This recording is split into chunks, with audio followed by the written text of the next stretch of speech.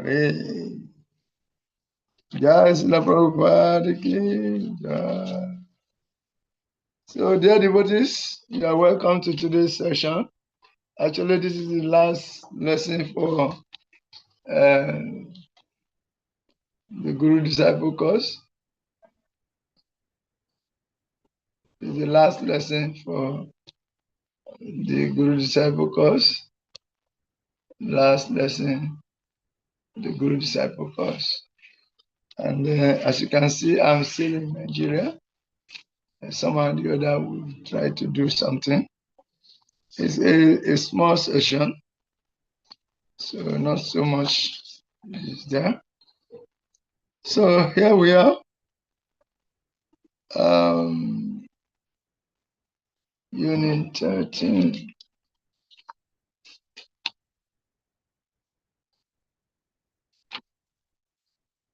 Unit 13. Yes.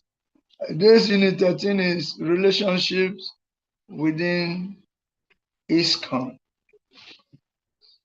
Relationships within ISKCON.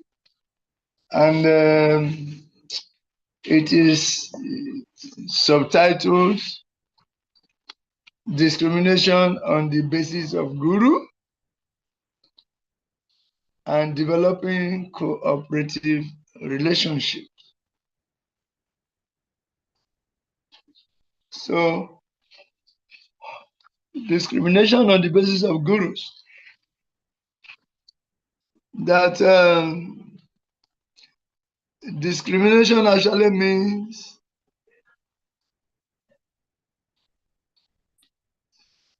perceiving, noting, or making a distinction or difference between things. Perceiving, noting, or making a distinction or difference between things. Differently said, discrimination is the prejudicial treatment of an individual based solely on their membership in a certain group or category. It involves excluding or restricting members of one group from opportunities that are available to other groups. Discrimination. The same opportunity, but it is made available to some people belonging to a particular group and excluding others who belong to other groups. In group, out group. You are not a member of our team, therefore this opportunity that has come will only be distributed among our members. And you are not a member, so you don't have the qualification. In other words, belonging to a particular group is the qualification for you, getting the advantage of the opportunity at hand. So this is discrimination. But if we look at it objectively, you will see that there are so many disadvantages of such a behavior. So many disadvantages. There is conflict, there is groupism, there is in-group and out-groups, there are backbiting, gossiping, favoritism, all kinds of things. Then there will be big quarrel at the end. So this kind of stuff, discrimination on the basis of gurus, if it comes to a spiritual place and people of different groups start discriminating disciples of other gurus, disciples of one guru discriminating against disciples of other gurus, a lot of conflict will come because all the opportunities that will come will be given to their particular group members and they will deny the same opportunity to other group members. So it fans the fire of groupism or the fire of in group and out group. And if this extends, it can go to any length and there will be complete disunity. Yes, there will be complexity in variety. There will be complexity in diversity. Yes, there will be dissension, there will be complete anarchy, and sometimes it can even lead to physical violence at the worst. Can lead to physical violence. So this kind of discrimination should be avoided.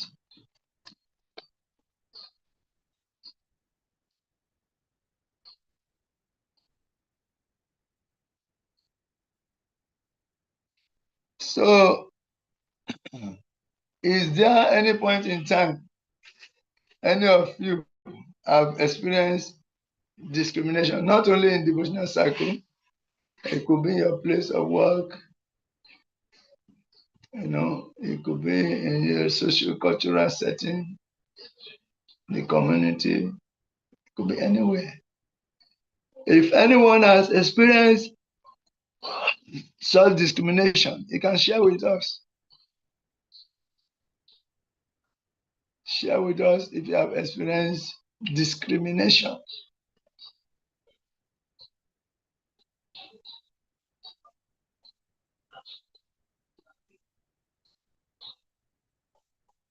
Have you experienced discrimination on the basis of whatever?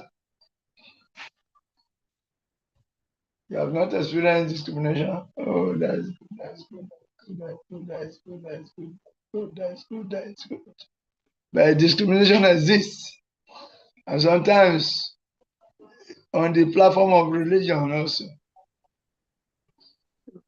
Hare Krishna Prabhu. Hare Krishna, thank you. My humble obeisance. All glory to you. Hmm. In discrimination, I remember way back in secondary school, I did visual art, and then for my first, because of our nature of uh, because we were able to partake in certain activities. So maybe you'll be given appointment based on your performance on certain activities you do, and then some people will not bear with the higher authorities why that position has been given to you. So sometimes you will be asked to instruct a particular group of people, and then they will also make their mind that they are not going to follow any instructions that you give.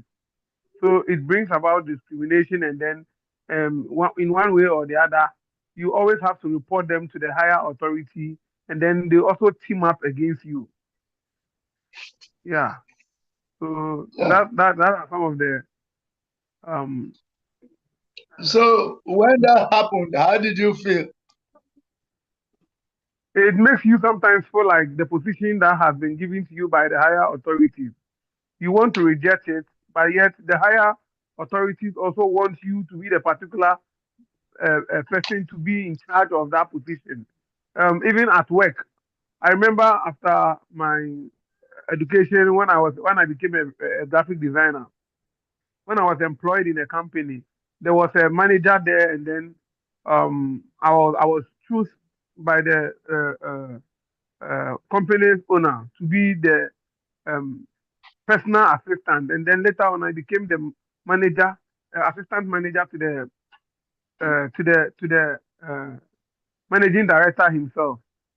And then some positions were given to me, and then my co-workers, I went to meet them there. When you instruct them to do that, they think you came to meet them there.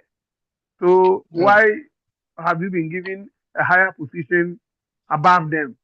So sometimes you instruct some people, and then they are not willing to follow, and then it brings so much conflict.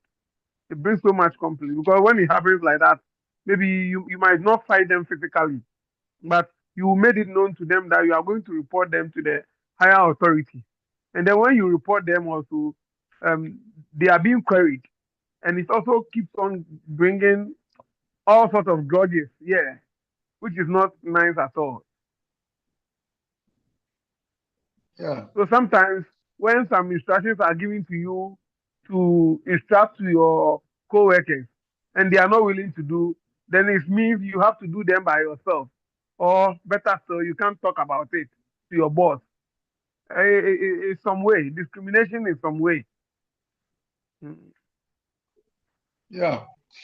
So, what general principle can you draw from that? Mm. You didn't feel good about the situation, isn't Yeah, it? yeah, yeah, yeah. You always You feel didn't bad. feel good.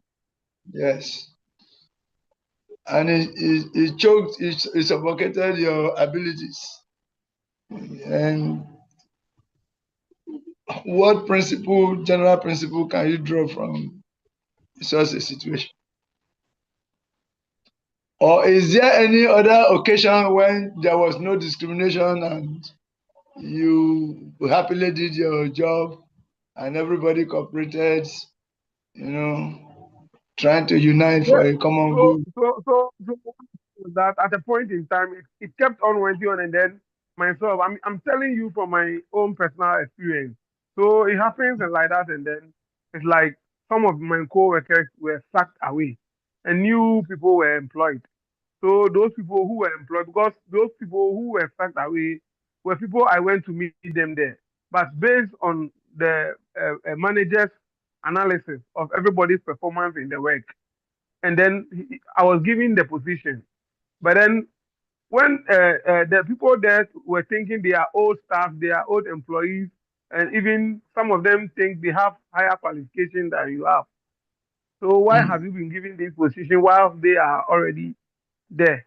yeah, And so when you give them when you are given a position and then you are asked to authorize them to take some and they are not willing to do it, you report to the higher authority and then they are being queried, and when things keep on going that way, they are being sacked away. So when new people come and they come to meet you, and then now you give them instructions, do this, do that, some of them follows, and then it makes teamwork very it makes teamwork to be very cooperatively. Things are able to move like the way it should go. Yeah, because everybody is partaking in time when there is the need. Yeah. yeah. So, what general principle at this point can you draw from those two scenarios? Um, like, Okay, we can say discrimination brings about disharmony. yeah, yeah, Discrimination breeds disharmony, while accommodating behaviors or non-discrimination brings about unity and maximum productivity. yeah, yeah, You can say like that. So from this, if we are put in position, if we are in position to discriminate people, or if somebody is placed over us in any situation, to show positive example, we should learn how to cooperate with whoever the authority has chosen so that we can promote and attract good results. We can promote unity and attract good results for the pleasure of whoever has employed us, for the pleasure of our gurus, for the pleasure of Srila Prabhupada, for the pleasure of the Guru Parampara entirely. We should be on the positive side. We should learn how to cooperate and show example wherever we find ourselves. So, okay, are there some possible, what are some of the possible long-term consequences for ISKCON? For instance, we belong to an organization called ISKCON. If there is discrimination going on, what could be some of the possible consequences, long-term consequences? Yes.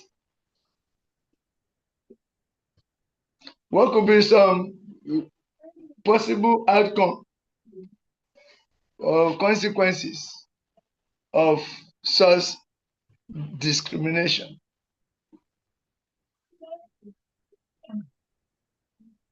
Inappropriately discriminating disciples of other gurus, for instance. What could be some of the long-term consequences? We allow it. Hare Krishna. What will be the effect on ISKCON? Hare Krishna, Prabhu. Very well. Yeah. In my suggestion, I think it's going to one affect most of the um, teachings of Srila Prabhupada, as he has instructed all members of ISKCON to be one. And then it's going to affect the param system. People are going to place other gurus ahead of other gurus. And there'll be foundation for more quarrels and disunity. And when that happens, the goal, the real ultimate goal, which is to please the Prabhupada, will not be attained.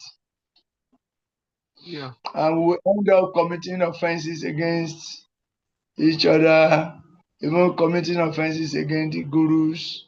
And even though we are there as thinking we are associating, we are actually committing offenses. And that can choke up our devotional kripa, make us to lose interest in devotional devotees association. At a point, you can begin to see devotees association as useless. Yes. One can begin to see devotees association as unnecessary. And when that happens, one is finished. One's devotional life is finished. And that means the person will go back to breaking the principles. Start eating meat, start drinking wine, because in the association of devotees, you have been constantly reminded, don't do this, you should not do this. But when you disconnect yourself from devotees association, everything will start going down. You start hiding your identity, and you don't want to be seen as a Krishna. So you definitely find yourself where devotees do not go. You start sneaking to beer parlors, start sneaking to clubs, and everything nasty can happen in the process. You see, so discrimination, unhealthy discrimination, should be avoided at all costs. Okay, so let's talking more on this. Inappropriately presenting our gurus. What are some of the ways we can say we can inappropriately present our gurus?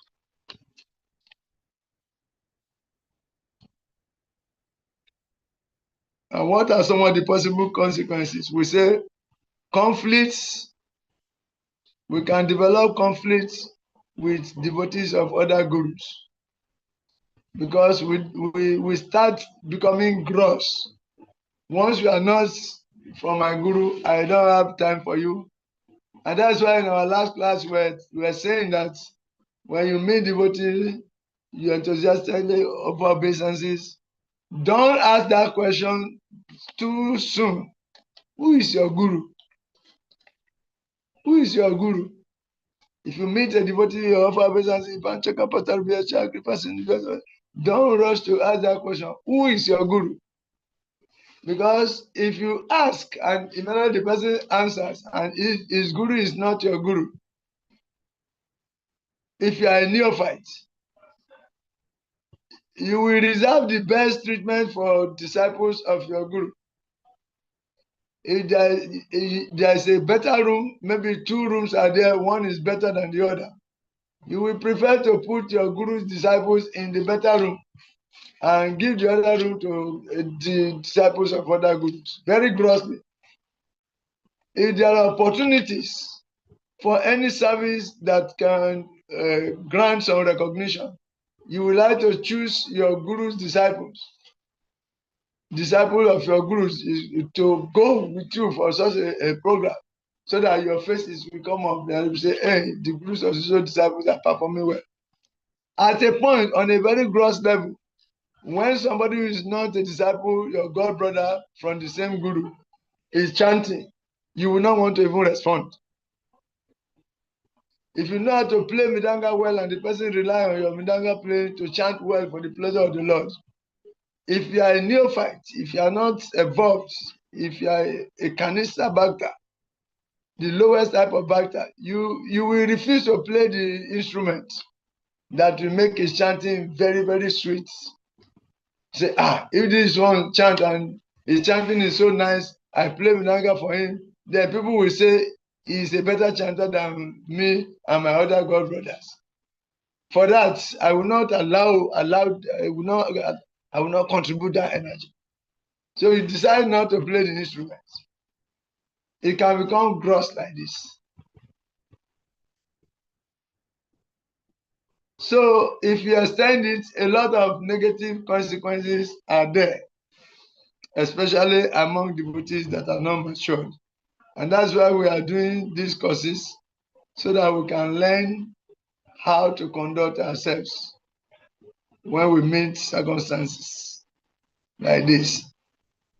And if we continue to do that, we minimize the position of Srila Prabhupada.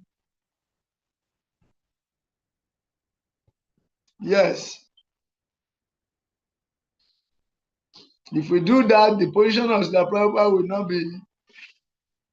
not be sufficiently emphasized or established. The focus will become dull. Yes. Our thinking, energy, we meet a wrong focus. It will focus either before the fulcrum or after the fulcrum. It will focus either before or after the focal point. And if that happens, your focus will be very shady. Your determination will be affected. And your practices will all be affected altogether. So it is something to avoid. Then, if we do this, we will end up canvassing for disciples or our guru. If we start this simple act of discrimination, we will end up canvassing for disciples for our guru. Anytime you see any nice looking person come to temple, immediately you want to be friends with him so that you can encourage him to take initiation from your guru, not the other one. But it's supposed to be left neutral so that he himself will choose who he wants to take initiation from, who inspires him most. You should leave him to get his time to look at the gurus and come to a conclusion as to who inspires him most. Then he will want to take initiation from him. But if you find this fire of discrimination, it will end up that you will be canvassing for disciples for your guru. You want to become a traitor to your guru. You want to become an informant to your guru. You want to fish for disciples for your guru. And whereas it is the person who is going to live with his guru for the rest of his life. So he's supposed to choose so that he can take responsibility for a choice. But a neophyte devotee will solicit, will canvass for disciples for his groups. This is wrong. It's not our process. Then again,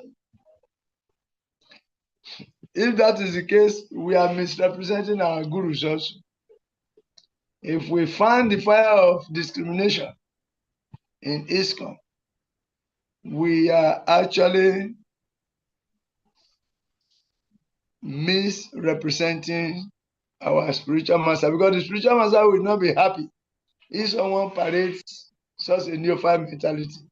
Your own spiritual master will not be proud of you. that one of my disciples is involved in all kinds of substandard practices. You are not helping your guru, and you will enable people to blaspheme your guru, thinking that the guru did not train you well.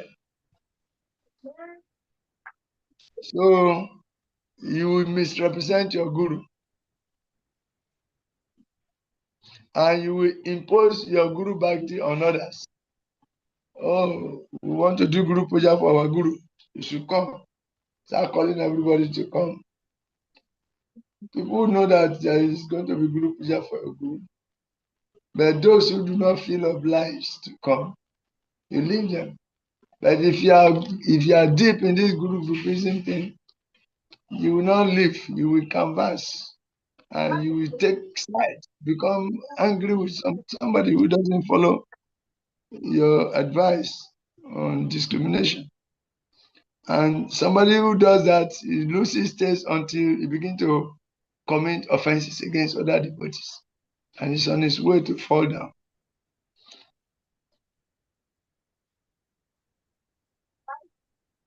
Krishna Prabhu. Hare Krishna. Yeah, so please, like, new devotees like we ourselves. So, like, how do we get to know the gurus? Like, for selecting a guru, how do we get to know the gurus? Like, I don't know how to even put the When question well. Like, when when the gurus come, you should be coming to the temple like any other time. You should constantly come to the temple whenever a guru visits. The guru is given chance to preach, unless if he's tired, on a particular day, or he's having some other online classes. Then he will say, okay, somebody else will go and give class. But whenever a guru visits, the chance is given for him to give class for as long as he wants, for as long as he stays. But if he say, no, I want to allow others to give, I want to also listen to their level of preaching, then somebody may decide to, okay, today I don't want to give. And those who really want to evaluate your level of preaching might even go up as if he's going to do some other work, he's engaged somewhere. As soon as the class starts, he will come down. He will come back and come and sit in your class, and look at you preaching. You see? So sometimes the gurus themselves, they want to see what level one is. Therefore, they want to dodge and let the disciple come and preach, they come and listen. And so, to be on the safe side, you should be coming to temple regularly. And whenever there are classes, either in the morning you are free, you come. If you are free, you come. If you are free early in the morning, you come from Mangala, you come and witness. Come and see how the gurus are also operating with. Come and see the level of knowledge a particular guru is giving. So you should listen to different gurus when they visit indiscriminately. Indiscriminately. Come and listen to them and hear what they say. And by their preaching, you can begin to evaluate, and you're also observing them, how they conduct themselves, whether their conduct, personal conduct is in conformity with what they preach. You have a chance to evaluate them. So you should not discriminate in your mind. You just come with open mind and listen to all preachers. Krishna and Lord Chaitanya will send you somebody to guide you to the next level if your heart is open. So this is it. It's not something to fear. It is a matter of daily practice. Today, I will not deviate like this. Then you take it up for the whole day, not swallowing your words. So that is how it should be. We should listen to all gurus. We should be neutral politically, and we should attend all programs. If the guru is the Magalati, you should attend. If you're doing Japa, you should also be there doing Japa. Any service that comes around, you try to do your best. In this way, on your own, you can evaluate each and every person and select the one that inspires you the most. This is how it goes. Okay? So what are those of us who are living far and are able to come to the temple only on Sundays? But if there are also other ways they are preaching, you can also listen. Like if some disciples are recorded their preaching activities online, you can also listen to their preaching. Then you'll be waiting. The time they will come physically, you have read what they are preaching, you have read what they have written. The time they come physically, you also go and evaluate. You are not going with a critical mentality, though. You will be neutral, open-minded when you are there, but ask questions to clarify your doubts. Listen to the depth of knowledge they are giving. If they are in conformity with Guru Sadhu Shastra, you have to evaluate. If they are deviating, talking something different from what Guru said, you can ask them questions that will redirect them to the track and listen to the explanation. So this is how it goes. Be coming and be doing your services, and Krishna will reveal who is best for you for Guruship. Thank you. Okay? Thank you, Prabhu. Hare Krishna.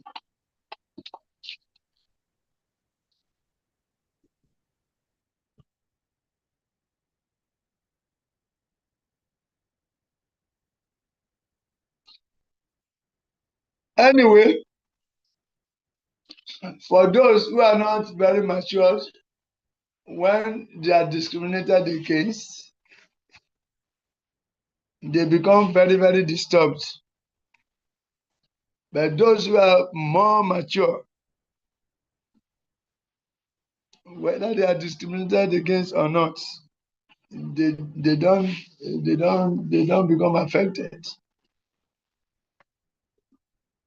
They don't take offense.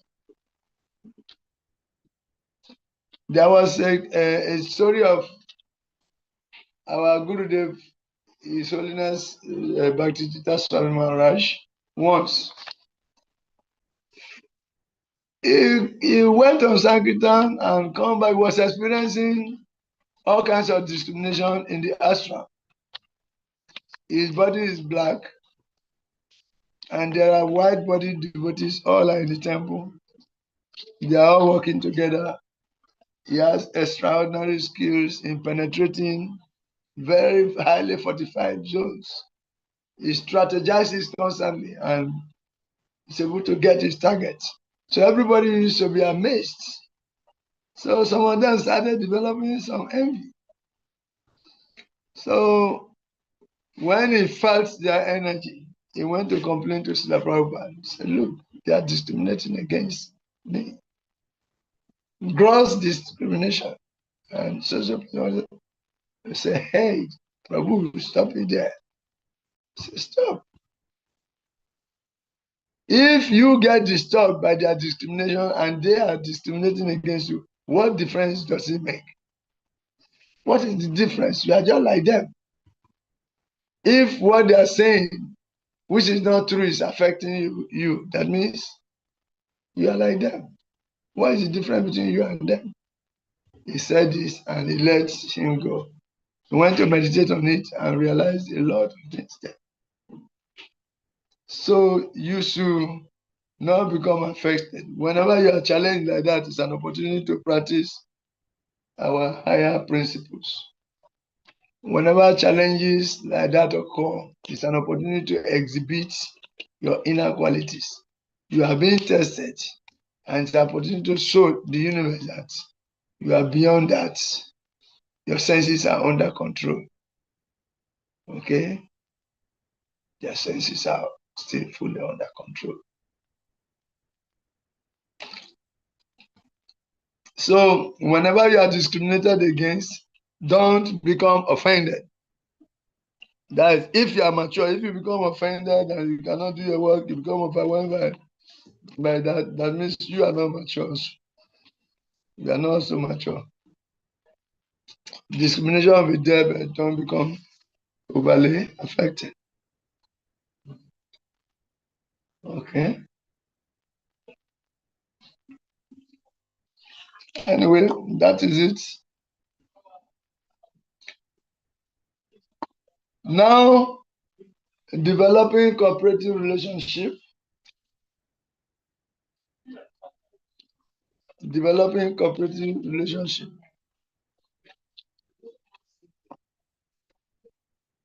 So describe your vision of what ISKCON will be like if devotees maintain positive and cooperative relationship between all ISKCON gurus and disciples. Describe your vision of what ISKCON will be like if devotees maintain positive and cooperative relationship between all gurus in ISKCON and all disciples. If the gurus do not discriminate, they see everybody as their brother, as their own children. And if the disciples also do not discriminate, they see all their fathers, their gurus, god brothers, as their fathers also, as their uncles, and decide to work cooperatively for the pleasure of the Prabhupada. What will ISKCON be like? Just use one word. Try to contribute. If every devotee is behaving positively in a cooperative attitude, what will ISKCON be like? Krishna Prabhu. Yes. Yeah, there's going to be a strong unity and advancement in spirituality. Yes, Prabhu. There will be advancement for everyone. Oh, Prabhu, do fast and close the door for us, please.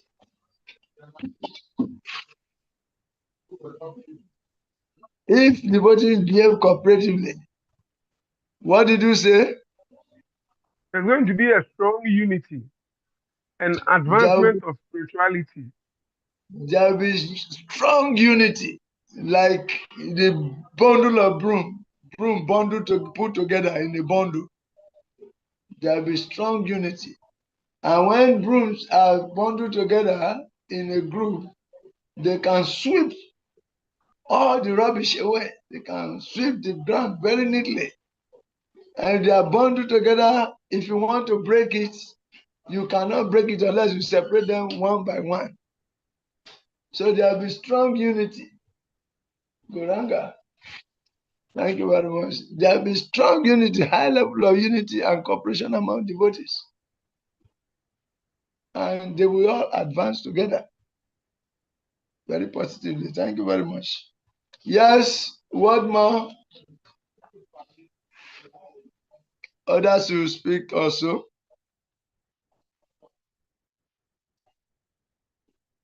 Ariwo, we want you to be participating now. These are simple questions, forward-looking questions. What will ISKCON be like? Hare Krishna.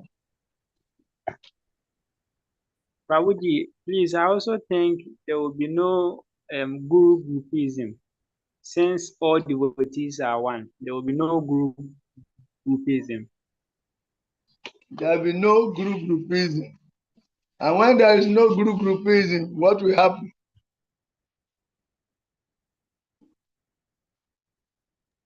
Prabhuji, there will be harmony. There will be harmony between us and among us. There will be harmony between and among us. Yes. Yes, because, yes, Aribo. We will all see ourselves as the part and parcel of Krishna and are the servant of Krishna and the disciple of Srila Prabhupada. We will all see ourselves as servants of the servants of Krishna. We all see ourselves as connected to the Guru Paramparam. We all see ourselves as functioning in harmony with all the Mahajans. We all see ourselves growing by direct experience. Yes, that is how we feel. We feel very wonderful. Prabhuji, Yeah. and I think when that happens also, we respect our gurus and our guru brothers as one. We will just see it as the way you said, as the param system. We will see all our gurus and our guru brothers as one. That will Yes. also make Srila Prabhupada very proud. Yes. As you see all guru as one, and your guru god brothers are also one in purpose with the Prabhupada, therefore all are respectable and you begin to respect them. Then the future of ISKCON will be very, very bright. Immediately there will be happiness among devotees. Devotees will be happy immediately, immediate effect. Devotees will be happy. And in the long run, you know, everybody is working together for the pleasure of the group parampara. Therefore, there will be unity in diversity. There will be unity in diversity. And the benefits are numerous. You see, we work synergistically. Yes, back to Janet.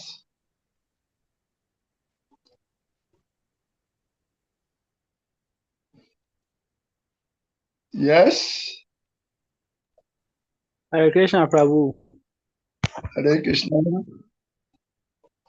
Prabhuji, I also think when all devotees have a positive mindset, when there is unity, it also makes the Hare Krishna movement a very bright, and people will love to join, because when they join, when we neophyte, we join the Hare Krishna movement.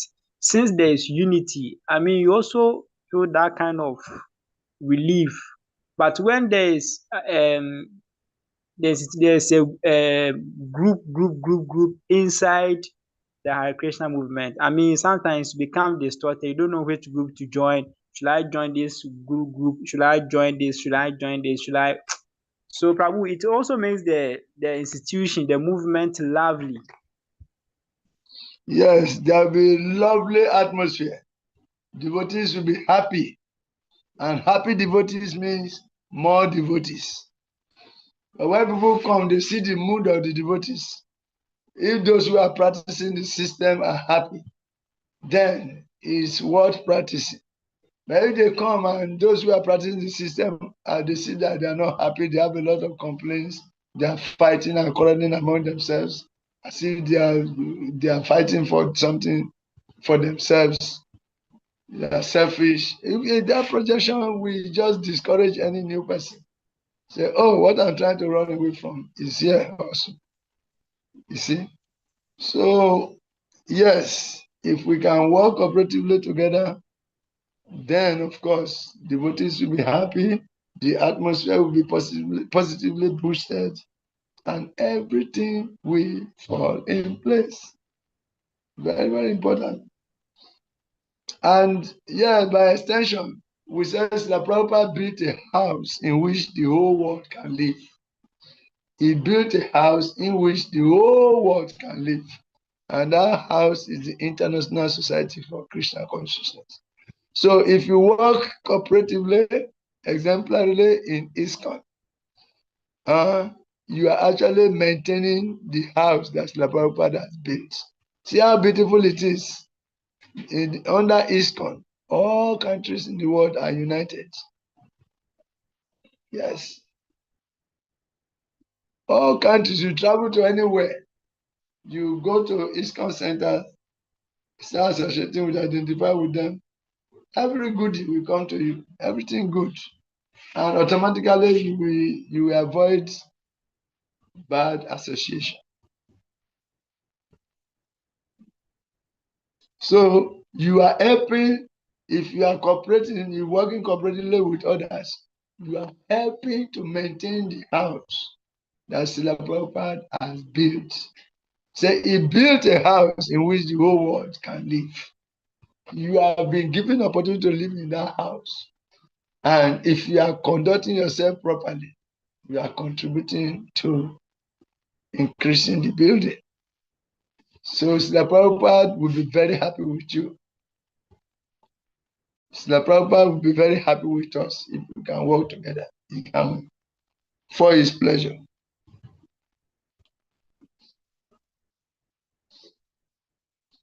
And ISKCON devotees also consequently will remain united, and nobody will fall. They will stand united. And we say, like a broomstick, when it is an individual broom and you try sweeping your room with one single broom, you cannot get any results because you cannot gather the dirt. But when you are in a bundle, when the broomsticks are all in a bundle, they can sweep very clean. Yes, and they will be very, very strong to break. So if you function in harmony, you will be protected by the body ISKCON. You'll be protected by the GBC. You'll be protected by the gurus. You'll be protected by all the Vaishnavas. You'll be protected by the previous acharyas. Hare Krishna, Prabhu. Hare Krishna, Hare. It will also enhance our reputation. It will enhance our reputation. Yes. ISKCON will become attractive. And people will talk about us. And they will want to come close to us. They will want to know more about us.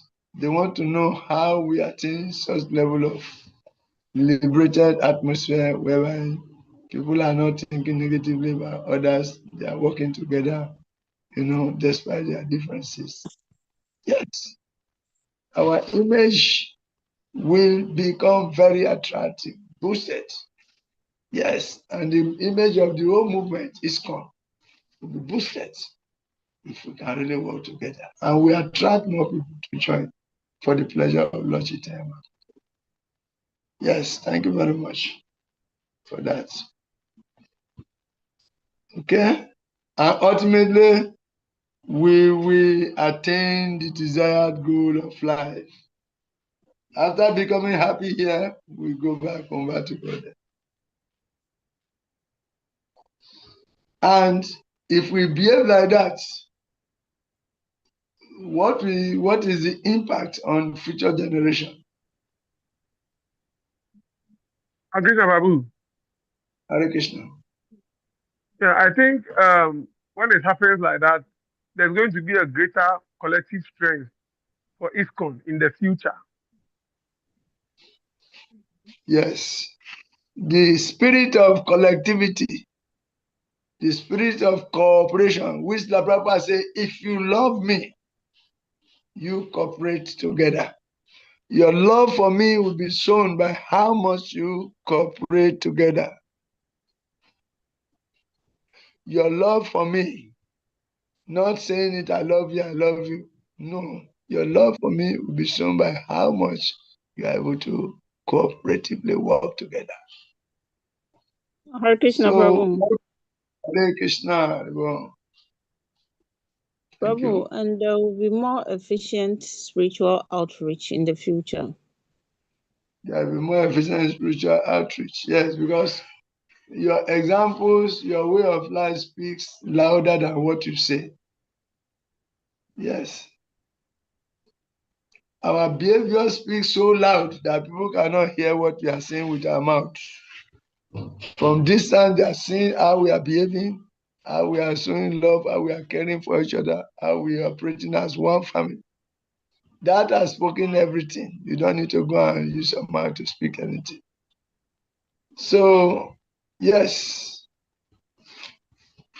cooperation among us, our love will increase, our reputation will increase in society, and we attract more devotees, and everything will be more joyfully performed if we remove ourselves from the center.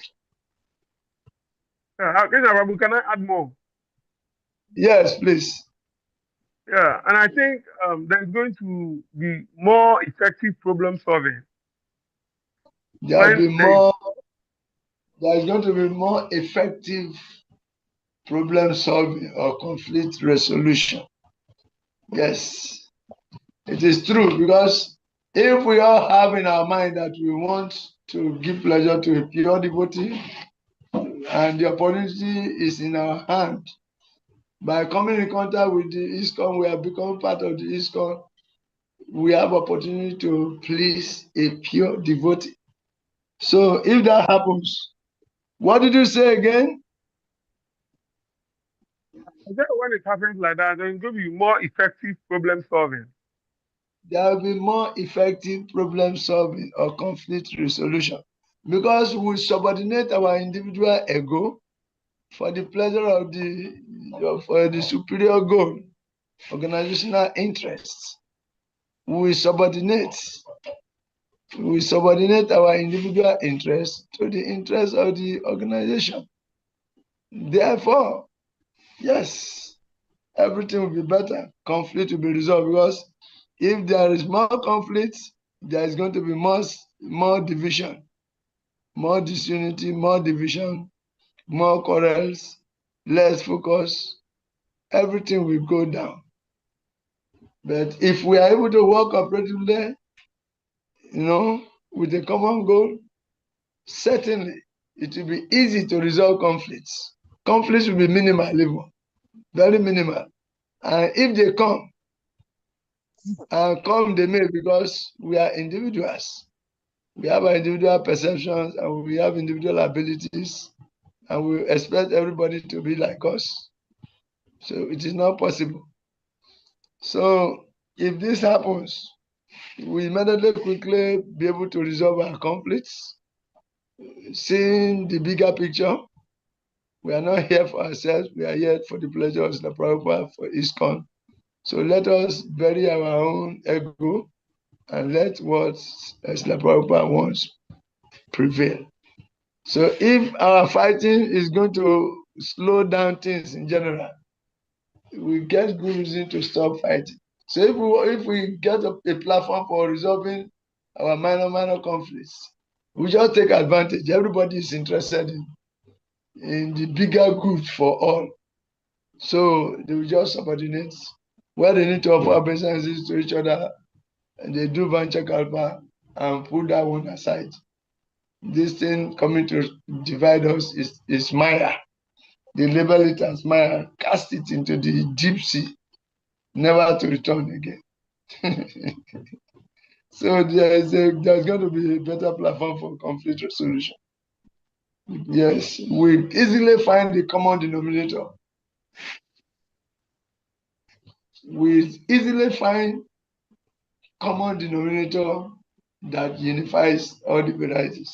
If we have that mindset of working cooperatively for the pleasure of the Prabhupada, if we have that mindset, everything else will just, fall in place quickly. Probably, and we are also going to have increased social stability, leading to lower crime rates among ISKCON and stronger institutions.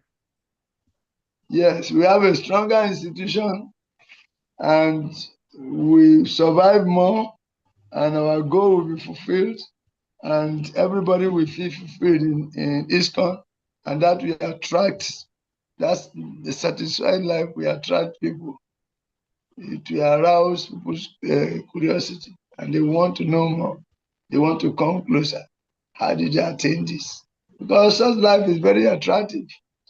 A situation where people are all thinking for the good of everybody, and for that they don't overstress their own, offenses committed against them. That means they are ready to tolerate others' offenses and be ready to work on themselves instead of trying to find the fault in others. And everybody try to remove himself from the center. Already it is beautiful from the starting point. Once you start practicing that, everything starts turning, the sky starts turning bright, so all of a sudden. So this is it. ISKCON in general. ISKCON will thrive. It will thrive. It will grow.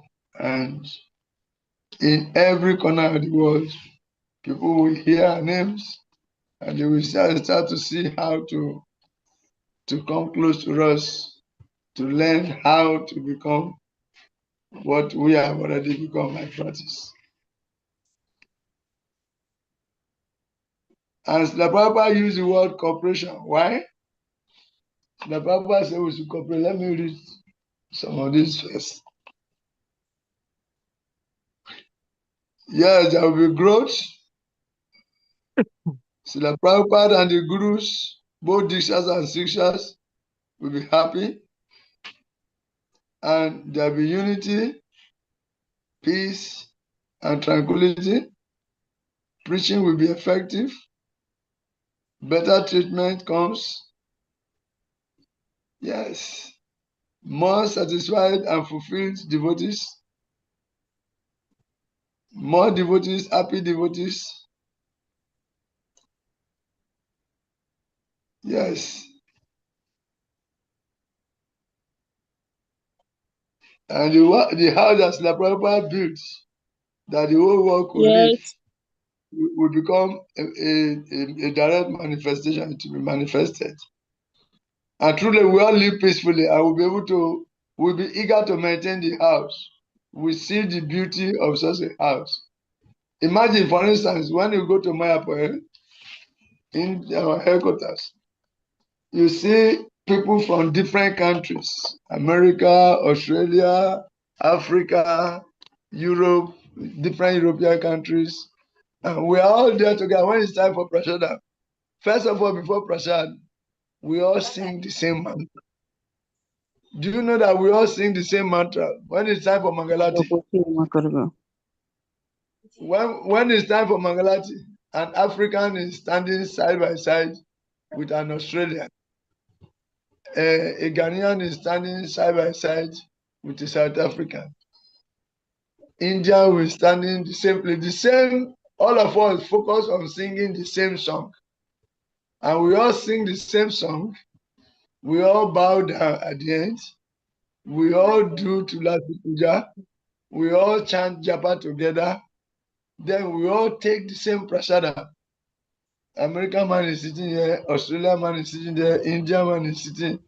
Practically people from all parts of the world, all countries of the world are there, converge around glorifying the Lord. So everything is beautiful. There is no special treatment for anybody. Everything is available for everyone, indiscriminate. You see? So it is beautiful. Immediately you realize that this statement is true. Srila Prabhupada built a house in which the whole world can live.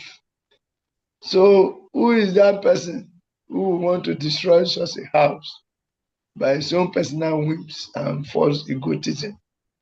Who is that person? Who is that sober person who will do that? Nobody. So. Yes. Srila Prabhupada used the word cooperate. He used the word cooperate, and I never finished reading. Let me read this one, finish it. Yes. And also, we will also realize that truly ISKCON temples are embassies of the spiritual world.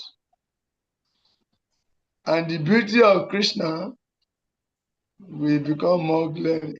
And ISKCON will stand united. And ISKCON will thrive from generation to generation. That means the future of ISKCON will be very, very bright. So now listen. The Lord is speaking to the sons of King Prashanavarisha. Say, I am so pleased with your mutual friendship that I wish you all good fortune.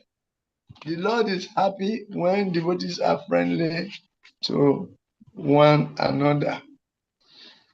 And here, the Prasidas were performing austerities together, and they were singing all the songs, worshiping together in a friendly way. Everybody was working complementarily. And immediately the Lord appeared and he said, the Lord said, my dear sons of the king, I am very much pleased by the friendly relationship among you. All of you are engaged in one occupation, devotional service. I am so pleased with your mutual friendship that I wish you will all I wish you all good fortune. Now you may ask a benediction of me. If we work cooperatively together, the Lord in the heart will become pleased with us. He will direct good fortune to us. He will direct facilities to us. He will facilitate us for our services. Whatever will make us happy to do, continue to do the services, the Lord will supply it. Yes. And in the end, he will be so happy that he will ask you, so what do you want?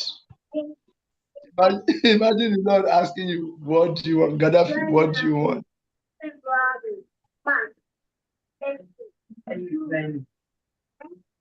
Eh? He will say, back to Lawrence, what do you want? I will say back to Titus, what do you want? And he will say back to Abby, what do you want?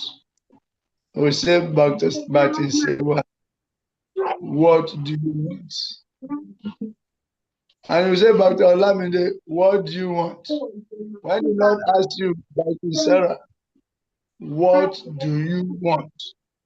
Ask me of anything. You may ask me for any benediction. I'm pleased with your friendly behavior. In other words, when the Lord is pleased with our dealings, especially our dealing with other devotees, Gaddafi is so much.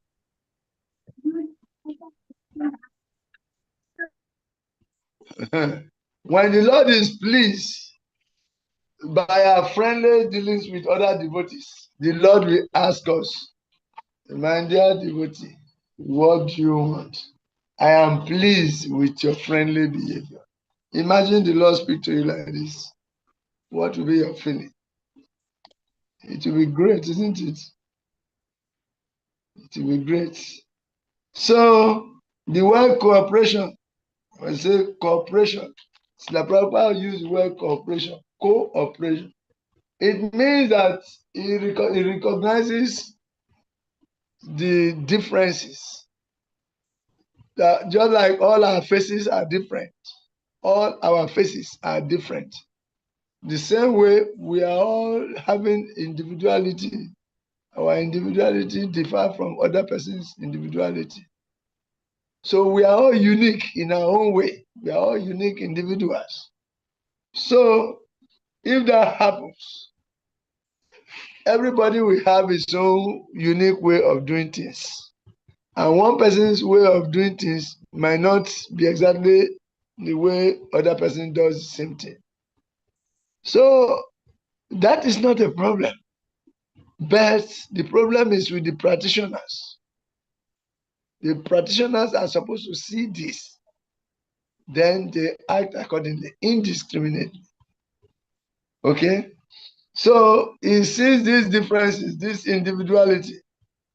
And in maturity, when the devotee becomes mature, he also sees that, yes, we are all different individuals. We cannot do things the same way. I am not perfect. Just as I'm not perfect, someone else is not perfect also. They have their shortcomings. So when they do something substandard to me, I will know that since I'm also not perfect, I will not drag it for too long. I can call the person's attention. I'm not happy with what you have done to me like this. And you just end it there. You don't carry a conflict over to the next day. When will you be happy? When will you practice happiness? Or when will you be able to exhibit your happiness? When you're already overwhelmed by sadness. So this is it. Srila Prabhupada recognizes our individuality, individual talent, individual competencies, individual competitive competencies. And therefore, he used the word cooperate. I recognize that individuality, yet you have to work together for a common goal. This time, the goal of pleasing the spiritual master and the Guru Parampara, the goal of pleasing Krishna and going back home, back to Godhead. It is the same thing we have. So despite all the differences, we'll be able to work together. And if we're able to work together cooperatively, Srila Prabhupada will be happy because he's expecting by this statement, this word cooperation. Cooperation. Yes, cooperation means yes, there is expectation. So the Prabhupada expects us to be able to tolerate one another and work for the bigger good. He wants us to become mature. He doesn't want us to overflow things. So that is it.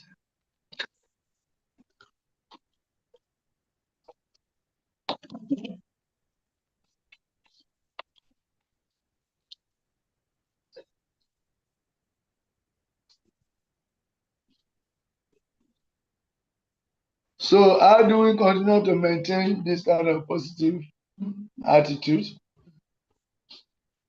How do we continue to keep this institution together after Srila Prabhupada has gone? How do we go ahead henceforth if we come across conflicts? Hare Krishna Prabhu. Hare Krishna. First thing I know is that we have to tolerate and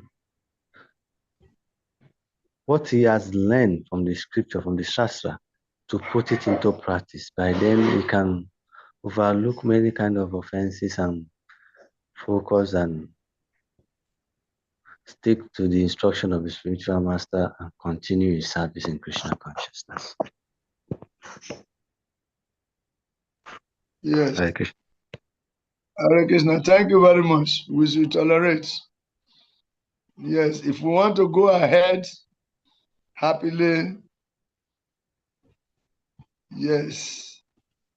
If we come across conflicts within ISKCON, henceforth, we should learn how to tolerate. Each person should take responsibility that he has contributed his attitude, either his attitude or his words or somehow or the other. He has contributed to the situation. So take responsibility. Everybody should be ready to take responsibility. And if we do that, we tolerate other shortcomings and we are ready to work on ourselves rather than blaming the other person. You say that, oh, your behavior has contributed to the other person reacting like this. Therefore, let me take responsibility and offer obeisances and say, I'm sorry for upsetting you. As soon as you do that, the person will also tell you that I'm also sorry for talking so harshly to you. Then beyond that point, you can imagine, I see you embracing yourselves.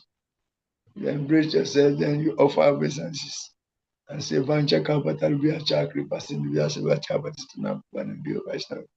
welcome others. You appreciate them, you recognize them, and you welcome them. This is how it is going to be. Is that not beautiful? Yes, more thoughts on this.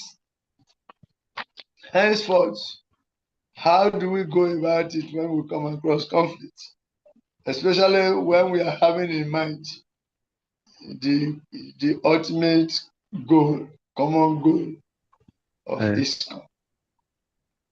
Hare Krishna. Hare Krishna.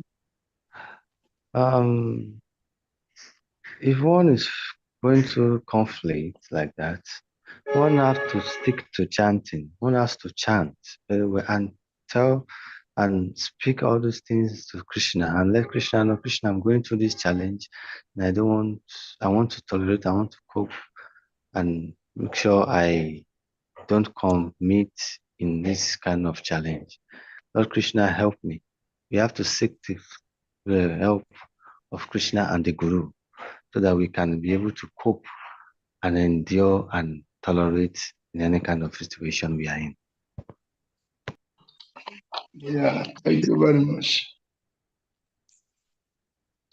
Thank you very much. Hare Krishna Prabhu. Haribol. I think addressing the person directly and privately will help. Yes, that is a very important point also. Very, very important. When there is conflict and you choose to just chastise everybody open in the presence of everybody, you might not get the desired results. You might not get the desired, even if a child, your own child, when he grows to a certain age, you don't chastise him in public. He might decide to disobey you because he's having feelings now. He's emotionally, sensitive. And you don't care for how he feels, you don't care for who is watching and who is listening. You just chastise him because your son, as if only two of you. No. Chastisements are more effective when they are done privately. The person immediately sees that you respect me, that's why you decide to talk to me privately. Then we appreciate, yes, to resolve or handle public conflicts in private, in privacy, and not in public. Yeah. Thank you very much. More.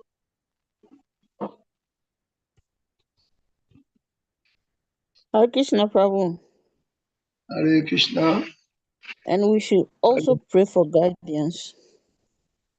We should pray for guidance. It's a way of taking a humble position, seeing yourself to be nothing, but as somebody who needs the blessings of superiors. So we should pray for guidance constantly.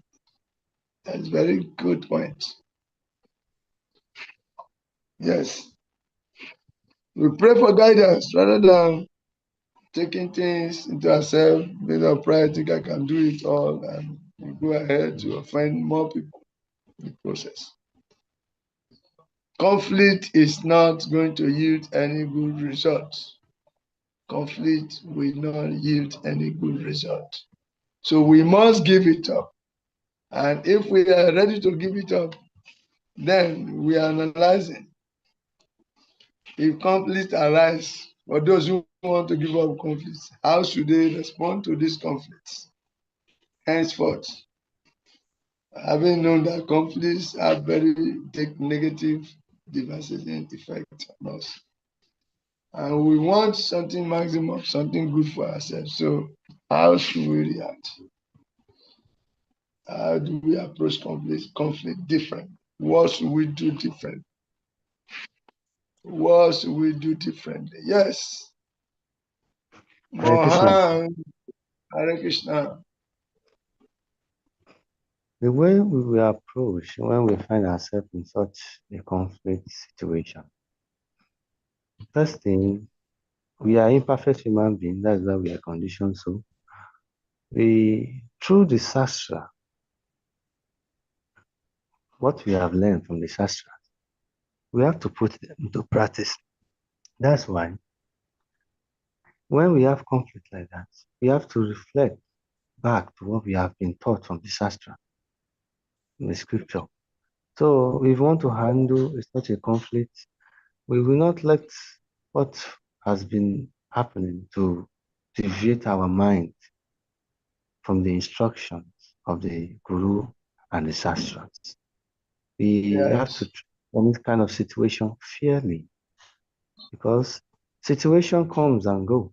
That's why we are imperfect human beings. We can create any problem within ourselves, but we should not see that as a way to destroy and create more conflict. That's not going to help anything. Very Krishna. good. Thank you very much. Whenever we face challenges, the problem is not the challenge itself. And that's why they say life is only 10% of what happens, but 90% of how you react. Hare Krishna 10% of what Prabhu. Hare Krishna. And we should seek reconciliation and also speak the truth in love. Yes. We should seek reconciliation and also speak the truth. You want reconciliation, speak the truth, and the truth will touch the person you are in conflict with, because there is nothing more than the truth. The truth is the ultimate solution. So if you speak it, are ready to take responsibility, immediately the thing start acting like magic. Yes, we should seek reconciliation. We should not continue to keep enmity. It is said when we are in continuous conflict and we fail to forgive, it's like somebody holding hot iron charcoal, hot charcoal in his palm, and he's looking for the person who has offended him to pour it on him. But meanwhile, he's holding the charcoal, and the charcoal is burning his hand. He's looking for somebody to go and pour it on his head.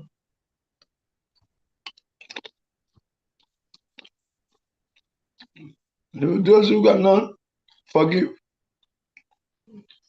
the unforgiving nature itself becomes the demon.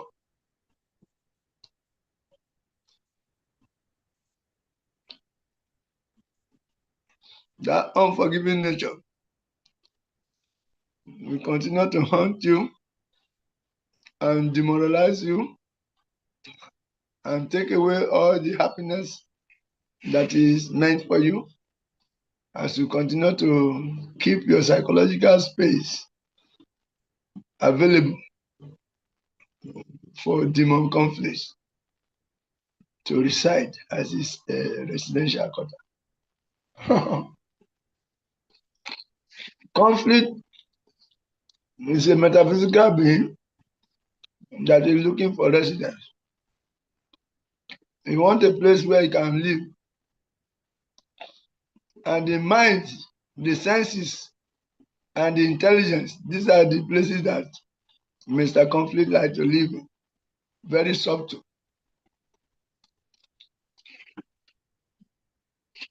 So if you allow conflict to be, to take over your better judgment, to overwhelm your better judgment, then of course, you will not seek the consolation, and you continue to harbor the reaction to react, harbor the tendency to react, and you'll be carrying a private hell. You are carrying a private hell within you.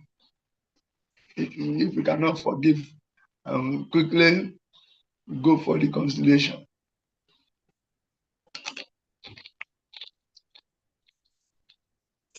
Okay? So for the interest of the common goal and for the beauty associated with it, as in unity in diversity, then whenever conflict comes, you seek for reconciliation immediately. Don't allow it. This can be extended in all kind of relationships, even among husband and wives, among father and sons, mother and children and daughters, businessmen, anybody you come in contact with, you can extend this formula, seeking reconciliation and going over it, learning from it, and growing beyond it. This is how to go about it. Very, very important. Yes. Continue. How will we act differently now that we know the devastating effects of continuous conflict in ISCON? Having realized the negative consequences on our consciousness, having realized the negative influence on the growth of ISCON, how will you act differently when confronted with conflict?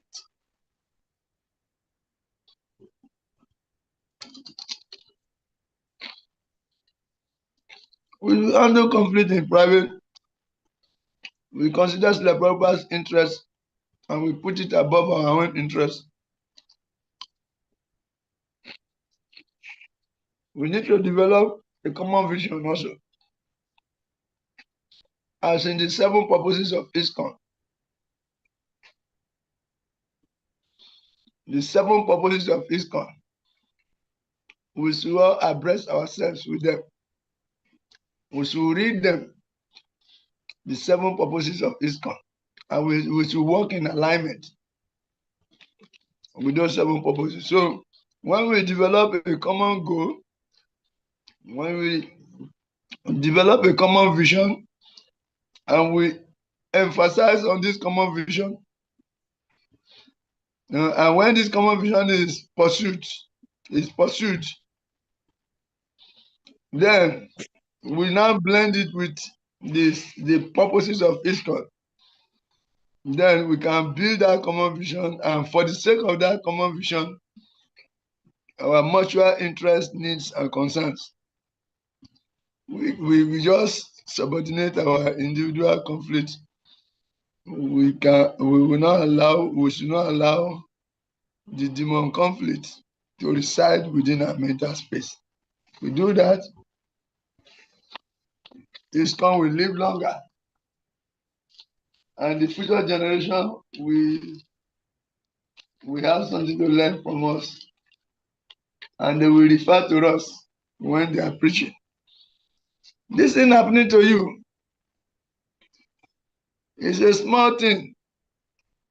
During so time, during so king's time, these are the things we are reading. It happened like this to this person, and this is how he reacted. And that reaction pleased the Lord so much that the Lord decided to appear physically to him. The same Lord can appear to you now, but you have to be in the proper frame of mind. That is it. So. We learn to forgive, brings the proper interest, handle conflict in private, not in public. We need to be exemplary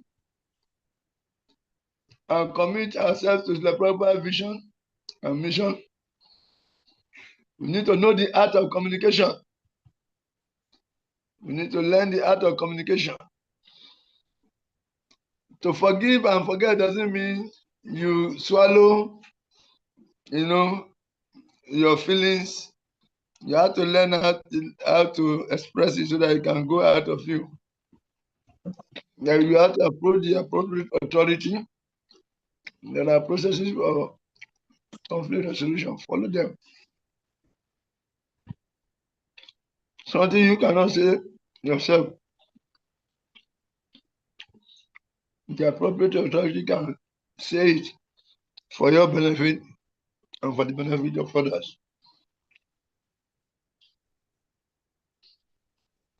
So, just as you want respect from others, you should also respect others. In this way, yes, you should act with mutual understanding, mutual respect.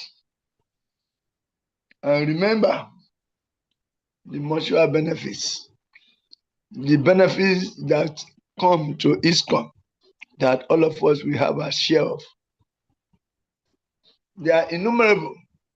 If we remember those multiple benefits that are going to come for ISKCON, among them is that ISKCON will remain united and the practices will remain intact and the movement will grow instead.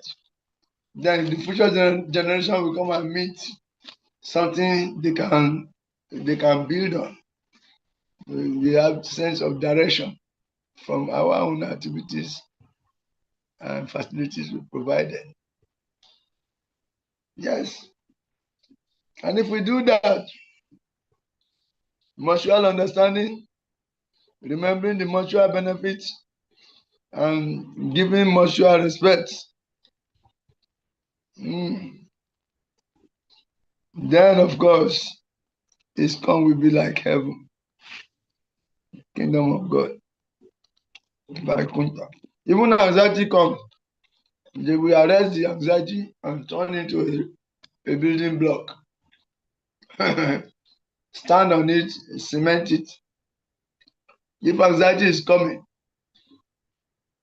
a trained devotee will see the anxiety in the subtle form and will capture it and add cement, make a block with the anxiety, and use anxiety to make a block and lay that block and pour sand in it, cement it. Let it be part of the foundation. Turning keeping negative things, turning negative things positive, and maintaining the positive to become more positive.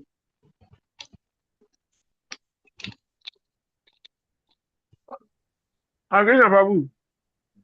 Well, Yeah, please, I have a question that is bothering my mind, but I find it difficult to ask any any any of the leaders in the temple. That day I was okay. not at the temple, but my wife was there. So after they came, they told me whatever happened at the temple. Let me quote. Go ahead.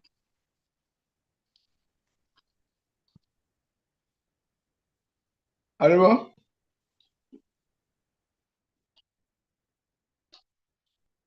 Gaddafi. Oh, Gaddafi. Tell us.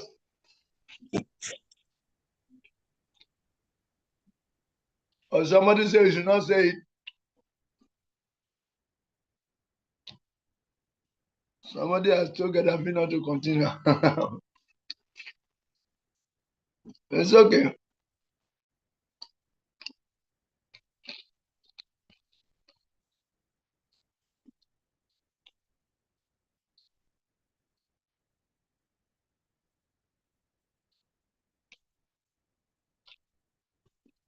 So we should not hate each other as vice numbers. There is no hatred in the kingdom of God. We want to build the kingdom of God here on earth. Let there be no hatred. Hatred will not take you anywhere. And our services to be unconditional. In other words, understanding the multiple advantages of working together, we should not abandon our services. We should do our services unconditionally. Meaning, even if we have to work with the person that you are connected with, should be big minded. We should be big minded enough to swallow our differences and do our devotional services complementarily for the pleasure of the Guru Parampara, for the pleasure of Srila Prabhupada, for the pleasure of Krishna ultimately, for the pleasure of Lord Chaitanya Mahaprabhu, the pleasure of Lord Nityananda. For their pleasure, nothing should interrupt our services. No matter what happens on the floor, our services should be unconditional. Prabhuji. Yeah.